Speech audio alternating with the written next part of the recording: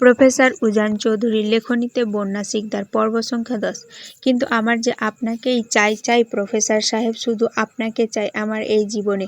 আমি সারা জীবন আপনার এই শক্ত বুকটার আলিঙ্গনে আবদ্ধ থেকে নিজের শেষ নিঃশ্বাসটুকু ত্যাগ করতে চাই। আপনার ওই পাথুরে মনের ভালোবাসায় আমি নিজেকে রাঙাতে চাই। এই মৌ চৌধুরী নামটা শুধুমাত্র উজান চৌধুরী নামক মানুষটাতে পরিপূর্ণ হতে চাই। আমি আপনাকে ছাড়া আর কিচ্ছু বুঝি না।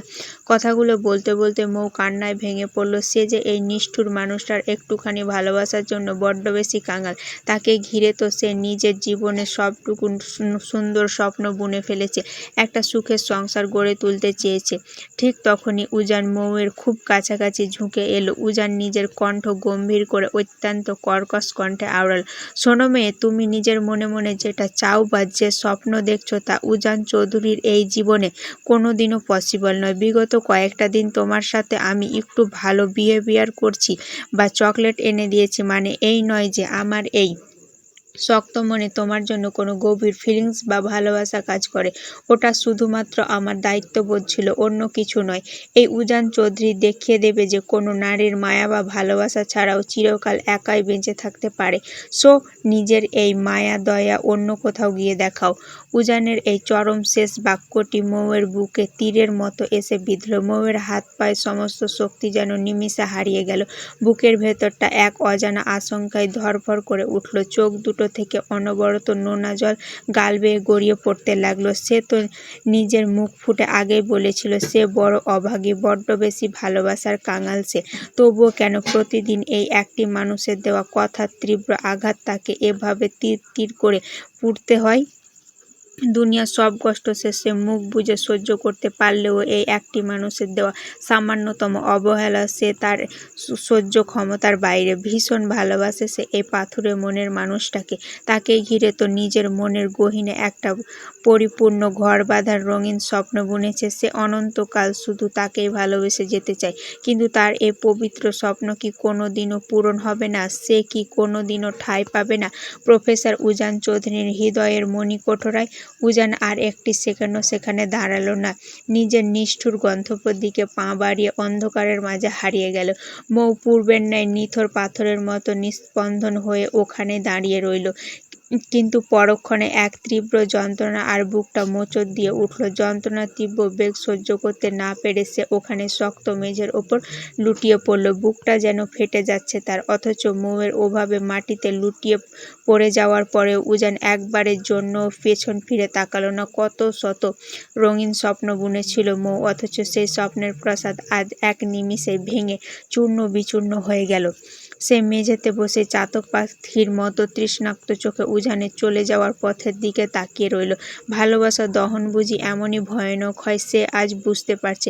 লোকটার এই সামান্য রুক্ষ কথাতে তার বুকটা এভাবে ভেঙে যাচ্ছে। অথচ 14 বছর আগে যখন শিরিন ওনাকে ধোঁকা দিয়েছিল তখন ওনার ঠিক কতটা কষ্ট হয়েছিল, কতটা যন্ত্রণার পাহাড় বুকে চেপে মানুষটা আজও বেঁচে আছে।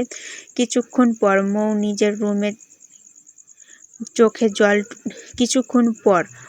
নিজের চোখে জলটুকু মুছে অত্যন্ত ক্লান্ত ও ধীর পায়ে নিজের রুমের দিকে হেঁটে গেল।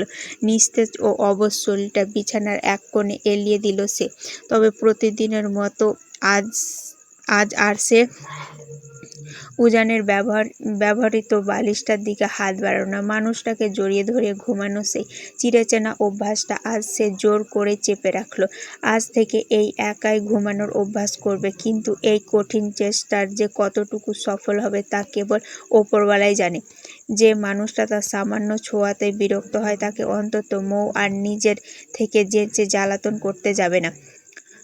ঘণ্টা খানেক পর উজান অত্যন্ত শান্ত পায়ে রুমে প্রবেশ করল। ভেতরে ঢোকা মাত্র এক অদ্ভুত ও থমথমে শূন্যতা এসে গ্রাস করল তাকে। প্রতিদিন রুমে ঢুকলেই যে মেয়েটা প্রজাপতির মতো ডানা মেলে তার চারপাশটা মুখরিত করে রাখত, আজ সে বড্ড নিশ্চুপ। উজানকে একটু হার্ট করার জন্য হয়তো আজ মৌ রুমের সব মেন লাইট অফ করে রেখেছে।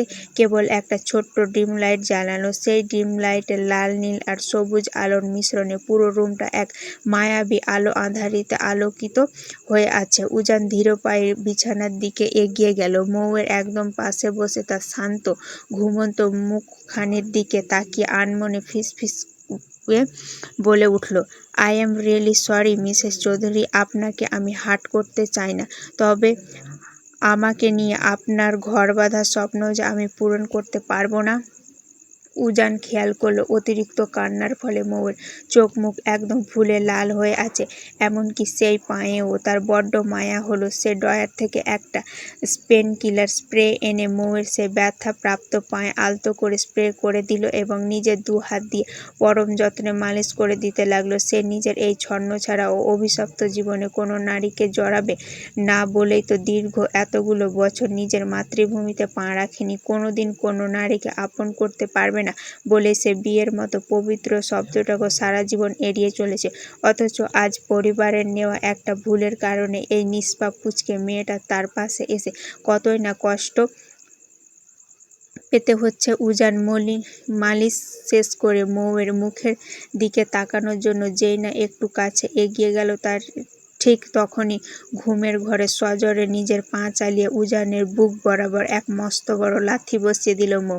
উজান সামলাতে না পেরে একদম ছিটকে বেড থেকে নিচের মেঝেতে ধপাস করে পড়ে গেল। মেঝে পড়ে গিয়েও কিন্তু উজান একটুও রাগ করল না, বরং নিজের বুকের ওপর হাত রেখে আনমনে হেসে উঠল। এটা তো তার এই পিচ্চি বিড়ালের বাচ্চার রোজগারের কাণ্ড। ঘুমের ঘরে প্রতিদিন রাতে তাকে বউয়ের হাতের চড় আর পায়ের লাথি খেতেই হয়, তবে কপাল ভালো যে আজ পর্যন্ত সে বিছানা থেকে নিচে পড়ে যায়নি। আজকে প্রথম রেকর্ড হলো। অথচ এই অবুঝ মেয়েটা নিজেই জানে না সে গভীর ঘুমের ঘরেও তার এই গম্ভীর প্রফেসর বরটাকে কতটা ভালোবাসে আর অত্যাচারে জ্বালাতন করে রাখে। অবশ্য এতে উজান বিন্দুমাত্র বিরক্ত হয় না, বরং এক অদ্ভুত সুখানুভূতি তার ভিতরে কাজ করে।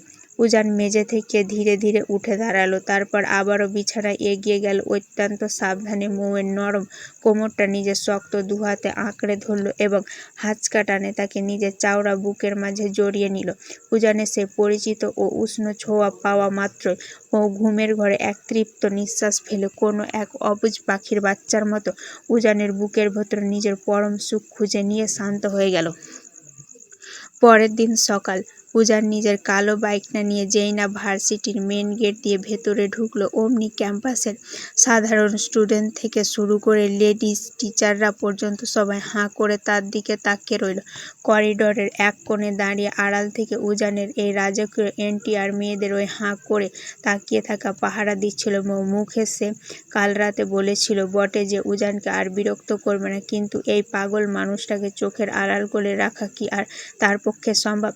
সকালবেলা ঘুম থেকে ওঠার পরেও সে উজানকে ইচ্ছে মতো জ্বালিয়ে এসেছে আর এখন আবার এখানে চোরের মতো লুকিয়ে পাহারা দিচ্ছে।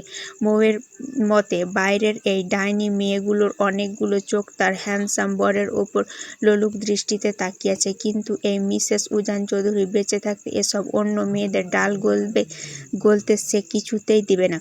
উজান বাইকটা পার্কিংয়ে রেখে নিজের পার্সোনাল কেবিনের দিকে যেই না পা বাড়াবে, ঠিক তখনই ঝড়ের গতিতে এসে তার সামনে পথ আগলে দাঁড়ালো শিরিন। শিরিনও আসলে এই একই কলেজের নতুন জয়েন করা ম্যাম।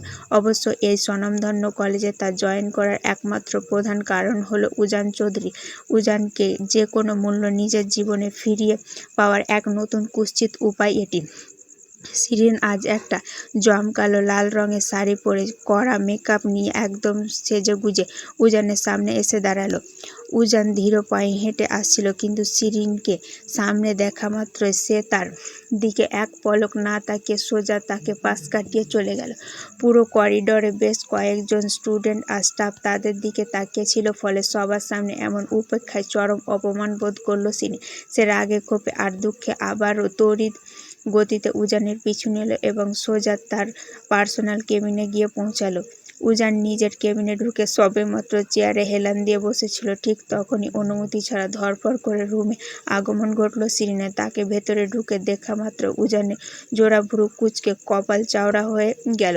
সে নিজের চোখের সানগ্লাসটা টেবিলের ওপর রেখে রাগান্বিত দৃষ্টিতে বাঘের মতন গর্জন তুলে চেঁচিয়ে উঠল, এই কালনাগিনী, তুই কার পারমিশন নিয়ে আমার পার্সোনাল কেবিনে ঢুকেছিস? হ্যাঁ, তোকে কি আমি এখানে আসার কোনো রাইট দিয়েছি? Just get out. শিরিন উজানের এমন রুক্ষ ব্যবহারে বিন্দুমাত্র দমে না গিয়ে উল্টো নিজের ওড়নাটা ঠিক করে বলল, জাস্ট শাট আপ উজান, তুমি সবসময় আমার সাথে এমন মিসবিহেভ করো কেন বলো তো? আমি মানলাম 14 বছর আগে তোমাকে ছেড়ে চলে যাওয়ার জন্য তুমি বড্ড বেশি কষ্ট পেয়েছিলে, তাই বলে আজ এত বছর পরেও তুমি আমার সাথে এমন থার্ড ক্লাস আচরণ করবে?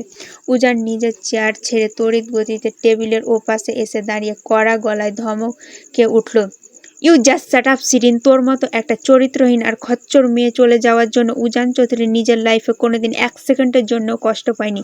মনে রাখিস, সো বেশি নাটক না করে এক্ষুনি আমার কেবিন থেকে দূর হ। Just get out from here. কিন্তু উজানের এই হিংস্র স্বরূপ রাগী কণ্ঠেও শিরিনের মাঝে কোনো ভ্রুক্ষেপ হলো না। সে নিজের জায়গায় নির্লজ্জের মতো দাঁড়িয়ে রইল। হঠাৎ করে সে আবারও এক পা এগিয়ে গিয়ে উজানের একদম গা ঘেঁষে দাঁড়ালো। এত রেগে যাচ্ছ কেন বেবি? আমি তো তোমায় আজও ঠিক আগের মতোই ভালোবাসি। চলো না অতীত ভুলে আমরা দুজনে আবারও নতুন করে সব কিছু শুরু করি। ভালোবাসা আর নতুন করে শুরু করার এই নির্লজ্জ প্রস্তাব শোনা মাত্র উজানের মাথার রক দগদগ করে উঠল। সে আর এক মুহূর্ত নিজের রাগ নিয়ন্ত্রণ করতে পারল না। তড়িৎ গতিতে এগিয়ে গিয়ে নিজের এক হাত দিয়ে শিরিনের গলা শক্ত করে চেপে ধরে তাকে দেওয়ালের সাথে ডলে ধরল উজান। নিজের দাঁতে দাঁত পিষে চোখ দুটো লাল করে কটমট স্বরে বলল, এই কালনাগিনী ভালোবাসি ওয়ার্ডটা যদি তোর এই অপবিত্র মুখ দিয়ে আর একটা বারো রিপিট করিস তবে তোকে আমি এখানে খুন করে মাটিতে পুঁতে ফেলবো। আর তুই কি বললি? সব কিছু নতুন করে শুরু করবি? Like seriously? তোর কি মনে হয় প্রফেসর উজান চৌধুরী তোর মতো একটা অন্যের ফেলে দেওয়া সেকেন্ড হ্যান্ড জিনিসের প্রতি বিন্দুমাত্র কোনো ইন্টারেস্ট বা রুচি আছে? উজান শিরিনের মুখের একদম কাছে নিজের মুখটা নিয়ে তীব্র উপহাসের স্বরে আবারও আওড়ালো, যেখানে আমার নিজের ঘরে অলরেডি একটা লাল টুকটুকে আসমানের ডানা কাটা পরীর মতো পবিত্র বউ রাজত্ব করছে, সেখানে আমি তোর মতো একটা থার্ড ক্লাস আর সস্তা মেয়ের দিকে চোখ তুলে তাকাবো? এটা তুই তোর এই গোবর ভরা মাথায় ভাবলি কিভাবে শুনি? শিরিন উজানের এই লোহার মতো শক্ত হাতের খাঁচায় আটকে গিয়ে দম বন্ধ হওয়ার উপক্রম হলো। সে নিজেকে ছাড়ানোর জন্য মরিয়া হয়ে ছটফট করতে লাগলো। উজান তাকে এক ঝটকায় দূরে ছুঁড়ে মারলে সে মেঝেতে পড়ে গিয়ে কোনো মতে নিজের গলা চেপে ধরে কাঁদতে লাগলো। হঠাৎ করে উজানের মুখ থেকে নিজের ঘরের বউ আর আসমানের পরীর কথা শোনা মাত্র শিরিন আকাশ থেকে পড়ার মতো তীব্র চমকে সোজা হয়ে তাকালো। উজান চৌধুরী বিয়ে করেছে অথচ সে নিজেই এই খবর জানে না। সে বড় বড় চোখ করে জিজ্ঞাসা করলো, বউ মানে? তুমি বিয়ে করেছো উজান? কবে, কোথায়, কাকে বিয়ে করেছো তুমি? উজান নিজের ঠোঁটের কোণে এক চরম বিজয়ের হাসি ঝুলালো।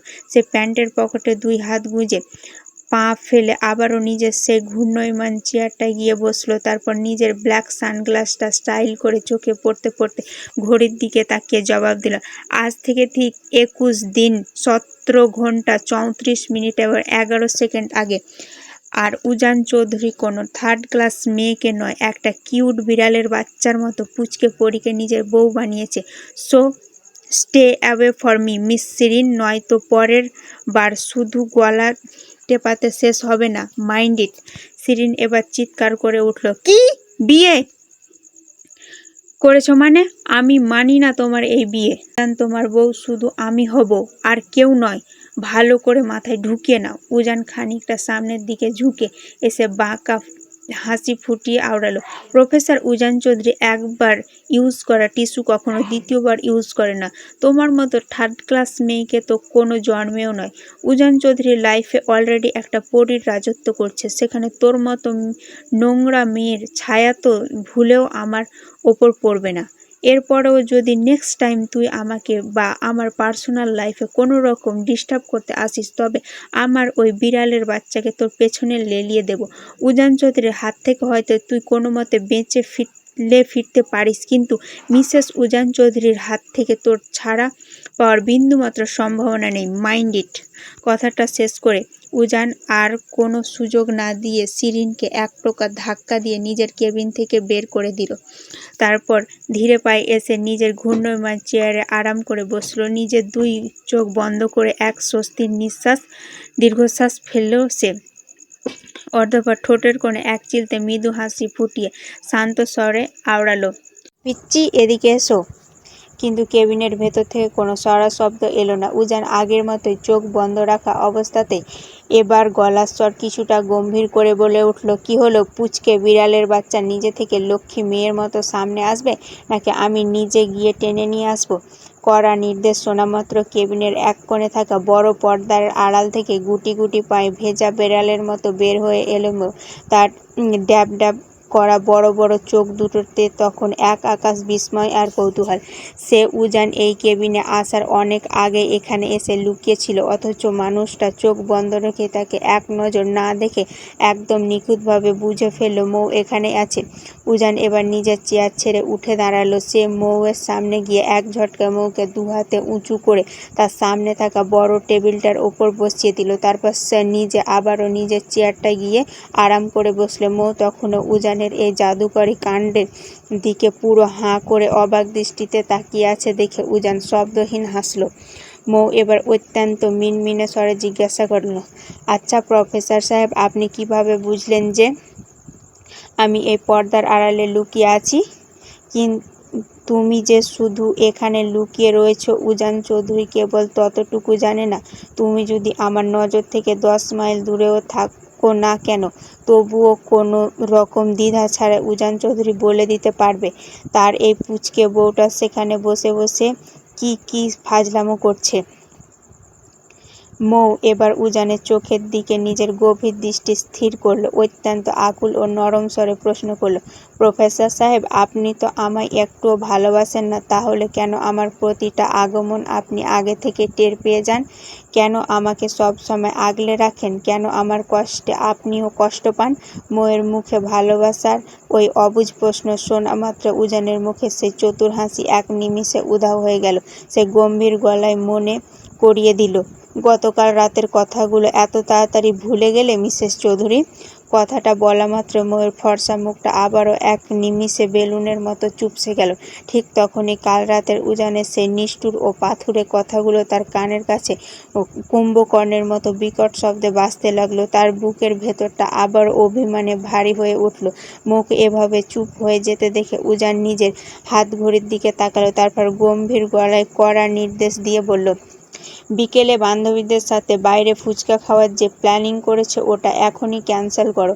আমি বাসায় ফেরার সময় নিজে তোমার জন্য ফুচকা নিয়ে যাব। আর হ্যাঁ, সবচেয়ে ইম্পর্টেন্ট কথা, আমরা যে একে অপরের হাজব্যান্ড ওয়াইফ এর সত্যিটা যেন এই কলেজের কোনো স্টুডেন্ট বা টিচার ভুলেও জানতে না পারে, বুঝতে পেরেছ? মৌ নিজের ফুলানো গালটা আরও এক কাঠি ফুলিয়ে উজানের কড়া নির্দেশ শুনে বাধ্য মেয়ের মতো শুধু আলতো করে মাথা নাড়ালো। উজান হঠাৎ করে দাঁড়ালো। তাকে আচমকা উঠে দাঁড়াতে দেখে মৌও টেবিল থেকে নেমে চট করে সোজা হয়ে দাঁড়িয়ে গেল। কিন্তু উজান কিছু বুঝে ওঠার আগে এক তীব্র আকুলতায় মৌ 2 হাত বাড়িয়ে উজানকে আষ্টে পিষ্টে জড়িয়ে ধরল।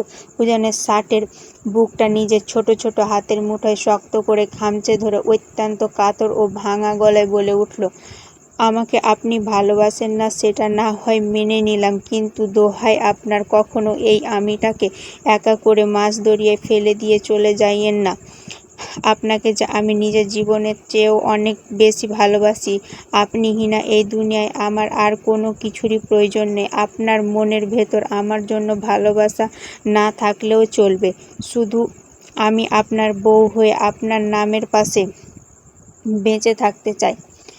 আমার এই একটা মাত্র অধিকারটুকু প্লিজ অন্য কোনো নারীকে দিয়ে দিয়েন না। আমি অন্য কারো বুকে আপনাকে কিছুতে সহ্য করতে পারবো না, মরে যাব আমি। উজান তীব্র চমকে উঠে মৌয়ের দিকে তাকালো। হুট করে এই মেয়েটার কি হলো যে কিছু বুঝতে পারছে না। মৌয়ের এই আকুল আর্তনাদ আর হারানো ভয় এক পলকে উজানের ভেতরে শক্ত পুরুষালী অহংকারকে যেন নাড়িয়ে দিল। সে নিজের অজান্তেই মৌয়ের পিঠের ওপর আলতো করে হাত বুলিয়ে দিতে লাগলো এবং তার মাথায় হাত রেখে অত্যন্ত ফিসফিসিয়ে জিজ্ঞাসা করলো, কি হয়েছে পিচ্চি? মৌ কোনো কথা বলল না। সে শুধু উজানের বুকে নিজের মুখটা আরও গভীরভাবে গুঁজে দিল। উজান এক দীর্ঘশ্বাস ফেলে নিজের 2 হাত দিয়ে মৌয়ের চিবুকটা আলতো করে উঁচিয়ে মুখখানা নিজের দিকে ঘুরিয়ে নিল। চোখ তুলতেই দেখলো মৌয়ের বড় বড় দুটো চোখে অশ্রু চিকচিক করছে। মনে হচ্ছে একটু নাড়া দিলে বুঝি শ্রাবণ ধারা নামবে। মেয়েটার চোখের এই নোনা জল উজান কোনোভাবে সহ্য করতে পারে না। কিন্তু কেন? উজান নিজের মনের এক মস্ত বড় প্রশ্নের মুখোমুখি হলো। সে তো মনে মনে মৌকে নিজের বউ হিসেবে স্বীকারই করতে চায় না। মৌ তো তার জীবনে কেবল এক বড় দায়িত্ব আর ফ্যামিলি চাপিয়ে দেওয়া এক বন্ধন মাত্র। তাহলে কেন এই মেয়ের চোখে সামান্য দুফোঁটা জল দেখলেও তার নিজের বুকের ভেতরটা অমন তীব্র হাহাকার করে ওঠে? এটা কি শুধু দায়িত্ববোধ, নাকি নিজের অজান্তে এই পুচকে বিড়ালের বাচ্চার জন্য তার পাথুরে মনে এক মায়ার জাল তৈরি হয়েছে? উজান আর বেশি দূর ভাবতে পারল না। এসব গভীর অনুভূতি নিয়ে ভাবা তার নিজের তৈরি করা রুলসের বাইরে। তবুও বারবার এই মেয়েটার মায়াবী মুখটাই তার মাথায় ঘুরঘুর করে। হঠাৎ নিজের ভাবনার ঘোর কাটতে উজানের স্থির দৃষ্টি গিয়ে থামল মৌয়ের শুকনো ও স্নান ঠোঁট দুটোর দিকে। পিচ্চি, কথা বলছো না কেন? মুখটা এমন শুকনো দেখাচ্ছ কেন তোমার? মৌ এবার ছোট্ট বাচ্চাদের মতো উজানের শার্টের বুকে নিজের নাকটা ঘষে মুছে নিল। আপনাকে আমার থেকে কেউ কেড়ে নিতে চাচ্ছে। আপনি যদি আমাকে নিঃস্ব করে চলে যান তাহলে আমি বাঁচব কিভাবে? উজান মৌয়ের মুখে এমন বোকা বোকা কথা শুনে মৃদু হাসল। সে মৌয়ের কপালে আলতো করে নিজের আঙ্গুল দিয়ে একটা টোকা দিয়ে বলল, মিসেস উজান চৌধুরীর মুখে এমন দুর্বল কথা তো একদম মানায় না। সে তো এত সহজে ভেঙে পড়ার মেয়ে নয়। আজ হঠাৎ কি হলো? আপনার এত সাধের প্রিয় জিনিস বাইরে থেকে কেউ এসে কেড়ে নিতে চাইলে কি আপনি তাকে ওভাবে সহজে ছেড়ে দেবেন? প্রশ্নই আসে না। মৌ এক ঝটকায় উজানের বুক থেকে নিজেকে ছাড়িয়ে সোজা হয়ে দাঁড়িয়ে গেল। সে নিজের নাকটা উঁচু করে কড়া গলায় তেজ দেখিয়ে বলল, যেখানে আমি আমার ইউজের একটা সামান্য সুতোও কখনো কাউকে দেব না, সেখানে আপনাকে তো অন্য কারো সাথে শেয়ার করার প্রশ্ন ওঠে না। দেখে নেব আমি ওই ডাইনি দুটোকে। আমার বরের দিকে নজর দিলে একটার মাথার চুল টেনে একদম ছিঁড়ে কদম ফুল বানিয়ে ফেলবো। রাগে ফুঁসতে ফুঁসতে নিজের হাত দুটো মুঠো করে কথাটা বলল মৌ। অতিরিক্ত রাগের কারণে এই মুহূর্তে তার ফর্সা নাকের ডগাটা একদম পাকা টমেটোর মতো টকটকে লাল হয়ে গিয়েছে। তবে পরক্ষণে উজানের মুখের দিকে তাকিয়ে সে হুট করে মিষ্টি হাসি ফুটিয়ে আদুরে স্বরে আওড়ালো, ভীষণ ভালোবাসি আপনাকে দুলহাজান। আপনি শুধু আমার অনলি, এই মৌ চৌধুরীর আর কারো নন। এই কথাটি বলে মৌ সেখানে আর এক মুহূর্ত দাঁড়ালো না। উজানের সামনে নিজের লজ্জাটুকু আড়াল করতে সে এক প্রকার ঝড়ের গতিতে দৌড়ে কেবিন থেকে বেরিয়ে চলে গেল। উজান তার ওই চপল ও পাগলাটে চলে যাওয়ার পথের দিকে তাকিয়ে নিজের মনে এক তৃপ্তির মুচকি হাসি ঝুলালো। তারপর নিজের পরবর্তী ক্লাস নেওয়ার জন্য করিডর দিয়ে বেরিয়ে গেল। ক্লাস শেষ হয়ে মৌ আর মেহের হাফ টাইমে ও বিরতিতে একসাথে ক্যাম্পাসের মেন ক্যান্টিনের দিকে চলে গেল। দুজনে মিলে হালকা কিছু স্ন্যাক্স আর কোল্ড ড্রিঙ্কস খেয়ে আড্ডা শেষ করে ক্যান্টিন থেকে বের হলো। মৌ মেহেরের কাঁধে নিজের একটা হাত রেখে পুরো ক্যাম্পাসটা ঘুরে ঘুরে দেখতে লাগলো। অবশ্য ক্যাম্পাস ঘুরে দেখা কথাটা বললে একটু ভুলই হবে, কারণ মৌয়ের চোখ দুটো আসলে পুরো মাঠ জুড়ে ছদ্মবেশে শুধু তার গম্ভীর প্রফেসর বর উজান চৌধুরীকে খুঁজে বেড়াচ্ছে। ঠিক তখনই এক ঝোড়ো বাতাসের মতো হুট করে পাশ থেকে কেউ একজন এসে চরম শক্ত হাতে মৌয়ের ফর্সা কবজিটা আঁকড়ে ধরে এক মস্ত বড় হ্যাঁচকা টান দিয়ে আচমকা এমন অতর্কিত ও সিংহ হামলায় মৌ প্রথমে ভীষণ ভয় পেয়ে নিজের চোখ মুখ একদম খিচে বন্ধ করে ফেল। তবে পরের মুহূর্তে যখন সে নিজেকে সামলে নিয়ে ধীরে পায়ে চোখ মেলল, তখন তার অতি পরিচিত বকে যাওয়া লম্পট ছেলে জিহাদ অত্যন্ত নির্লজ্জের মতো তার সামনে দাঁড়িয়ে আছে।